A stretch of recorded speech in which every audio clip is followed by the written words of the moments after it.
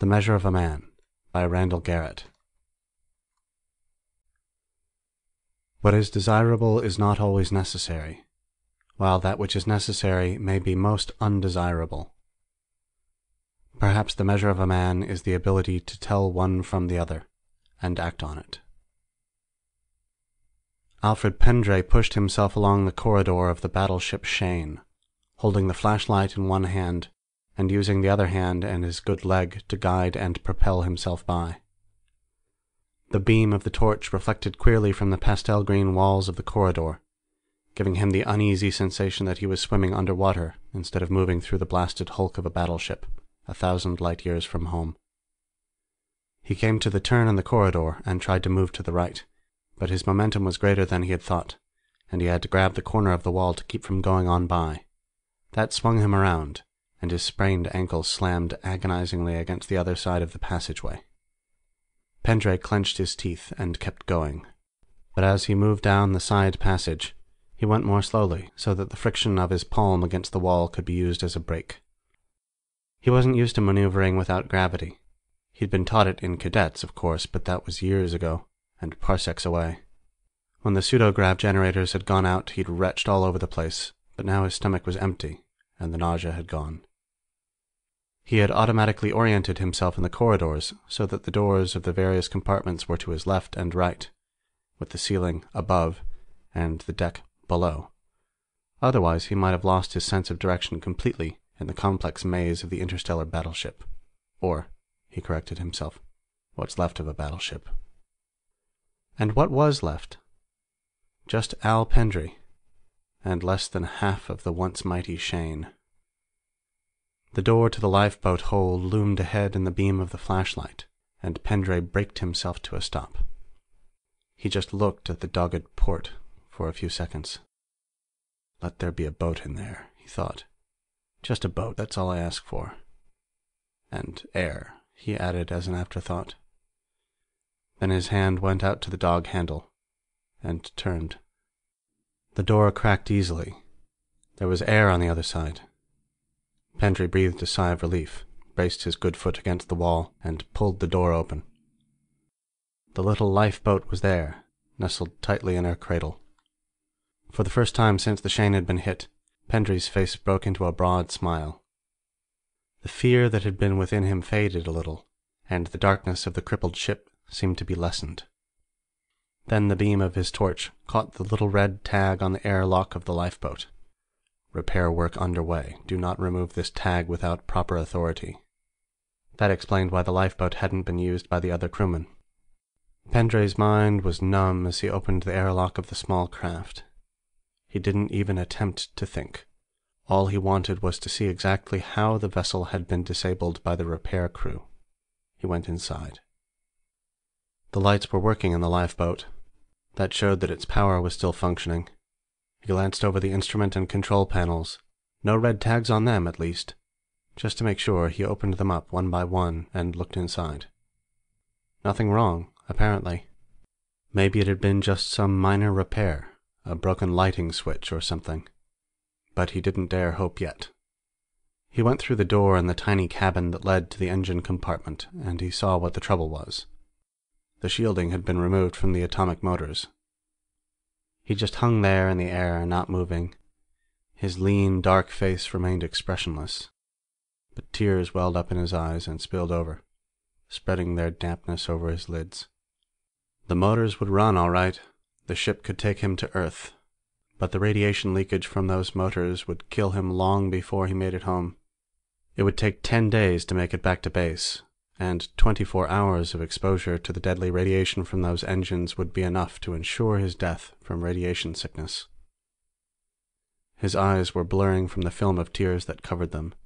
Without gravity to move the liquid, it just pooled there, distorting his vision. He blinked the tears away, then wiped his face with his free hand. Now what? He was the only man left alive on the Shan, and none of the lifeboats had escaped. The rat cruisers had seen to that. They weren't really rats, those people, not literally. They looked humanoid enough to enable plastic surgeons to disguise a human being as one of them, although it meant sacrificing the little fingers and little toes to imitate the four-digited rats. The rats were at a disadvantage there. They couldn't add any fingers. But the rats had other advantages. They bred and fought like, well, rats. Not that human beings couldn't equal them, or even surpass them in ferocity, if necessary. But the rats had nearly 1,000 years of progress over Earth. Their industrial revolution had occurred while the Angles and Saxons and the Jutes were pushing the Britons into Wales. They had put their first artificial satellites into orbit, while King Alfred the Great was fighting off the Danes. They hadn't developed as rapidly as man had. It took them roughly twice as long to go from one step to the next, so that their actual superiority was only a matter of 500 years, and man was catching up rapidly. Unfortunately, man hadn't caught up yet. The first meeting of the two races had taken place in interstellar space and had seemed friendly enough. Two ships had come within detector distance of each other and had circled warily. It was almost a perfect example of the Leinster hypothesis. Neither knew where the other's home world was located, and neither could go back home for fear that the other would be able to follow. But the Leinster hypothesis couldn't be followed to the end. Leinster's solution had been to have the parties trade ships and go home. But that only works when the two civilizations are fairly close in technological development. The rats certainly weren't going to trade their ship for the inferior craft of the Earthmen. The rats, conscious of their superiority, had a simpler solution. They were certain, after a while, that Earth posed no threat to them, so they invited the Earth ship to follow them home. The Earthmen had been taken on a carefully conducted tour of the rats' home planet, and the captain of the Earth ship, who had gone down in history as Sucker Johnston, was convinced that the rats meant no harm, and agreed to lead a rat ship back to Earth. If the rats had struck then, there would never have been a rat-human war. It would have been over before it started. But the rats were too proud of their superiority. Earth was too far away to bother them for the moment. It wasn't in their line of conquest just yet. In another 50 years, the planet would be ready for picking off. Earth had no idea that the rats were so widespread. They had taken and colonized over 30 planets, completely destroying the indigenous intelligent races that had existed on 5 of them. It wasn't just pride that made the rats decide to wait before hitting Earth. There was a certain amount of prudence, too. None of the other races they had met had developed space travel. The Earthmen might be a little tougher to beat. Not that there was any doubt of the outcome as far as they were concerned, but why take chances? But, while the rats had fooled Sucker Johnston and some of his officers, the majority of the crew knew better. Rat crewmen were little short of slaves, and the rats made the mistake of assuming that the Earth crewmen were the same. They hadn't tried to impress the crewmen as they had the officers. When the interrogation officers on Earth questioned the crew of the Earth ship, they too became suspicious. Johnston's optimistic attitude just didn't jibe with the facts. So, while the rat officers were having the red carpet rolled out for them, Earth intelligence went to work. Several presumably awe-stricken men were allowed to take a conducted tour of the rat ship. After all, why not? The 20th century Russians probably wouldn't have minded showing their rocket plans to an American of Captain John Smith's time either. But there's a difference. Earth's government knew Earth was being threatened, and they knew they had to get as many facts as they could.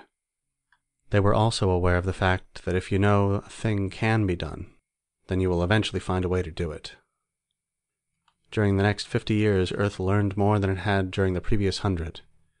The race expanded secretly, moving out to other planets in that sector of the galaxy, and they worked to catch up with the rats. They didn't make it, of course.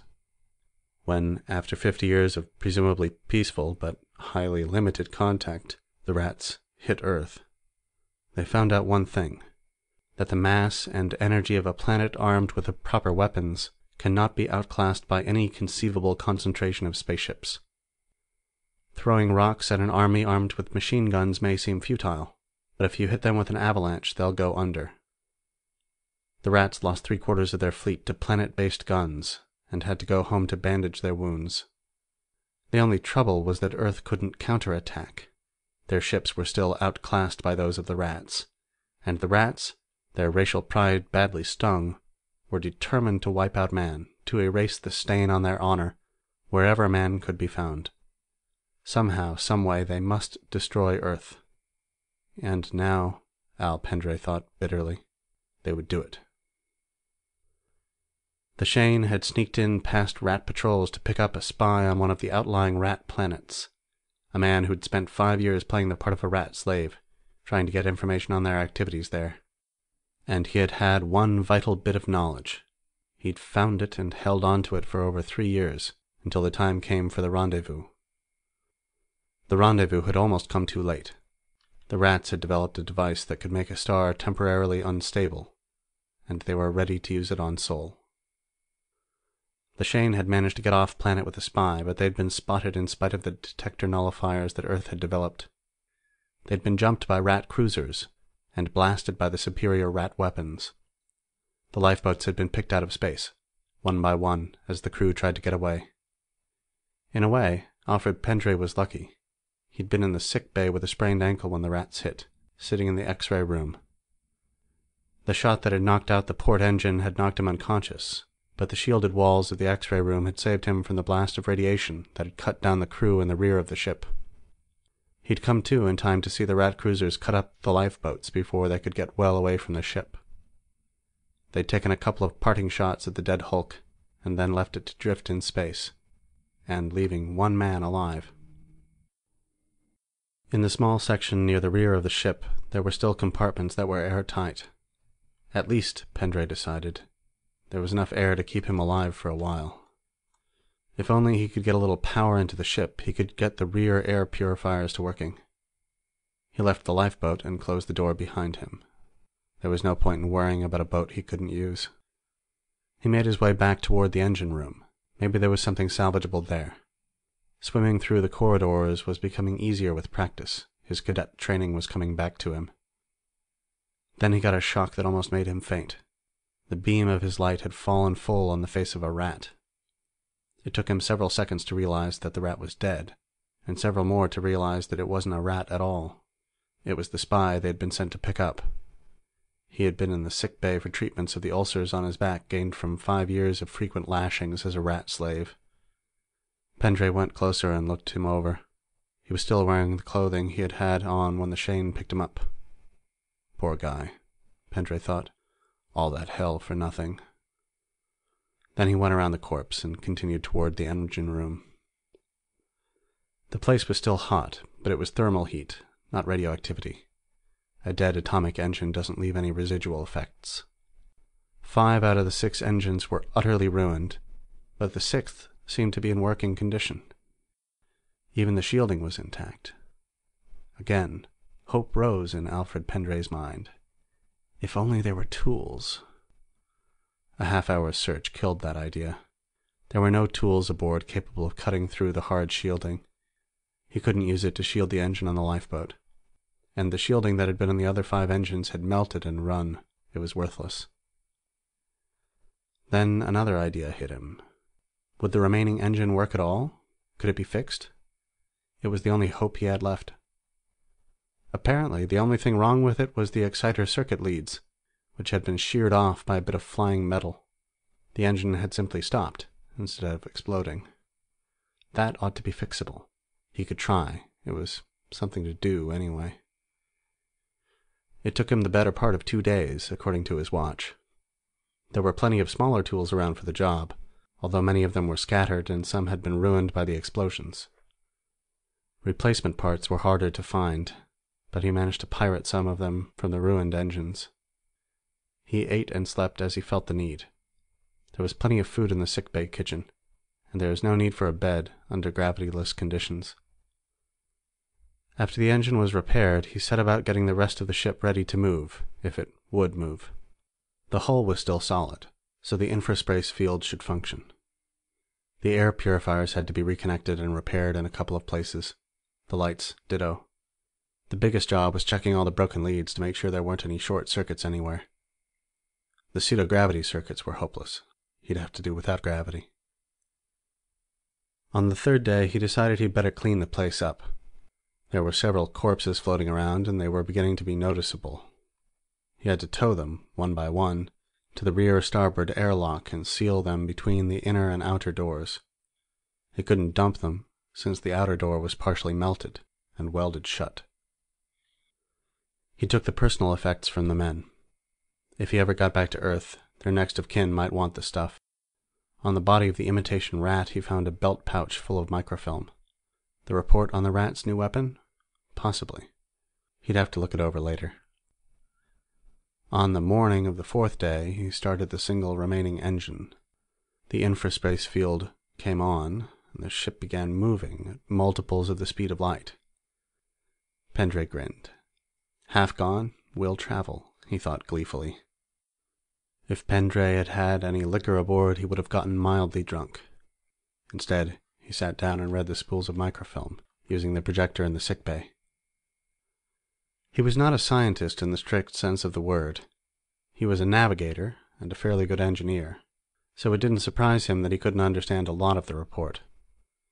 The mechanics of making a semi-nova out of a normal star were more than a little bit over his head. He'd read a little, then go out and take a look at the stars, checking their movement so that he could make an estimate of his speed. He'd jury-rigged a kind of control on the hull field, so he could aim the hulk easily enough. He'd only have to get within signaling range anyway. An Earth ship would pick him up. If there was any Earth left by the time he got there. He forced his mind away from thinking about that. It was not until he reached the last spool of microfilm that his situation was forcibly brought to focus in his mind. Thus far, he had thought only about saving himself. But the note at the end of the spool made him realize that there were others to save. The note said, "These reports must reach Earth before 22nd June 2287. After that, it will be too late." June 22nd. That was, let's see. This is the 18th of September, he thought. June of next year is 9 months away. Surely I can make it in that time. I've got to. The only question was, how fast was the hulk of the Shan moving? It took him 3 days to get the answer accurately. He knew the strength of the field around the ship, and he knew the approximate thrust of the single engine by that time. He had also measured the motions of some of the nearer stars. Thank heaven he was a navigator, and not a mechanic or something. At least he knew the direction and distance to Earth, and he knew the distance of the brighter stars from where the ship was. He had 2 checks to use then: star motion against engine thrust and field strength. He checked them, and rechecked them, and hated the answer. He would arise in the vicinity of Sol sometime in late July, a full month too late. What could he do? Increase the output of the engine? No, it was doing the best it could now. Even shutting off the lights wouldn't help anything. They were a microscopic drain on that engine. He tried to think, tried to reason out a solution, but nothing would come. He found time to curse the fool who had decided the shielding on the lifeboat would have to be removed and repaired. That little craft, with its lighter mass and more powerful field concentration, could make the trip in 10 days. The only problem was that 10 days in that radiation hell would be impossible. He'd be a very well-preserved corpse in half that time, and there'd be no one aboard to guide her. Maybe he could get one of the other engines going. Sure. He must be able to get one more going, somehow. Anything to cut down that time. He went back to the engines again, looking them over carefully. He went over them again. Not a single one could be repaired at all. Then he rechecked his velocity figures, hoping against hope that he'd made a mistake somewhere, dropped a decimal point or forgotten to divide by 2. Anything. But there was nothing. His figures had been accurate the first time. For a while he just gave up. All he could think of was the terrible blaze of heat that would wipe out Earth when the rats set off the sun. Man might survive. There were colonies that the rats didn't know about, but they'd find them eventually. Without Earth, the race would be set back 500, maybe 5,000 years. The rats would have plenty of time to hunt them out and destroy them. And then he forced his mind away from that train of thought. There had to be a way to get there on time. Something in the back of his mind told him that there was a way. He had to think. Really think. On June 7th, 2287, A signal officer on the Earth destroyer Muldoon picked up a faint signal coming from the general direction of the constellation of Sagittarius. It was the standard emergency signal for distress. The broadcaster only had a very short range, so the source couldn't be too far away. He made his report to the ship's captain. "We're within easy range of her, sir," he finished. "Shall we pick her up?" "Might be a rat trick," said the captain. "But we'll have to take the chance. Beam a call to Earth, and let's go out there dead slow. If the detectors show anything funny, we turn tail and run. We're in no position to fight a rat ship." "You think this might be a rat trap, sir?" The captain grinned. "If you were referring to the Muldoon as a rat trap, Mr. Blake, you're both disrespectful and correct. That's why we're going to run if we see anything funny. This ship is already obsolete by our standards. You can imagine what it is by theirs." He paused. "Get that call into Earth. Tell them this ship is using a distress signal that was obsolete 6 months ago. And tell them we're going out." "Yes, sir," said the signal officer. It wasn't a trap. As the Muldoon approached the source of the signal, their detectors picked up the ship itself. It was a standard lifeboat from a battleship of the Shan class. "You don't suppose that's from the Shan, do you?" the captain said softly as he looked at the plate. "She's the only ship of that class that's missing. But if that's a Shan lifeboat, what took her so long to get here?" "She's cut her engines, sir," said the observer. "She evidently knows we're coming." "All right. Pull her in as soon as we're close enough. Put her in number 2 lifeboat rack. It's empty." When the door of the lifeboat opened, the captain of the Muldoon was waiting outside the lifeboat rack. He didn't know exactly what he had expected to see, but it somehow seemed fitting that a lean, bearded man in a badly worn uniform and a haggard look about him should step out. The Spectre saluted. "Lieutenant Alfred Pendry, of the Shan," he said, in a voice that had almost no strength. He held up a pouch. "Microfilm," he said. "Must get to Earth immediately. No delay. Hurry." "Catch him," the captain shouted. "He's falling," but one of the men nearby had already caught him. In the sick bay, Pendry came to again. The captain's questioning gradually got the story out of Pendry. "So I didn't know what to do then," he said, his voice a breath whisper. "I knew I had to get that stuff home, somehow." "Go on," said the captain, frowning. "Simple matter," said Pendry. "Nothing to it. 2 equations. Little ship goes 30 times as fast as the big ship. Big Hulk. Had to get here before 22nd June. Had to. Only way out, you understand? Anyway, 2 equations. Simple. Work 'em in your head. Big ship takes 10 months. Little one takes 10 days. But can't stay in a little ship 10 days. No shielding. Be dead before you got here, see?" "I see," said the captain patiently. "But, and here's an important point, if you stay on the big ship for 8.5 months, then you only got to be in the little ship for a day and a half to get here. Man can live that long, even under that radiation. See?" And with that he closed his eyes. "Do you mean you exposed yourself to the full leakage radiation from a lifeboat engine for 36 hours? But there was no answer. "Let him sleep," said the ship's doctor. "If he wakes up again, I'll let you know. But he might not be very lucid from here on in." "Is there anything you can do?" the captain asked. "No, not after a radiation dosage like that." He looked down at Pendry. His problem was easy mathematically, but not psychologically. That took real guts to solve. "Yeah," said the captain gently. "All he had to do was get here alive. The problem said nothing about his staying that way."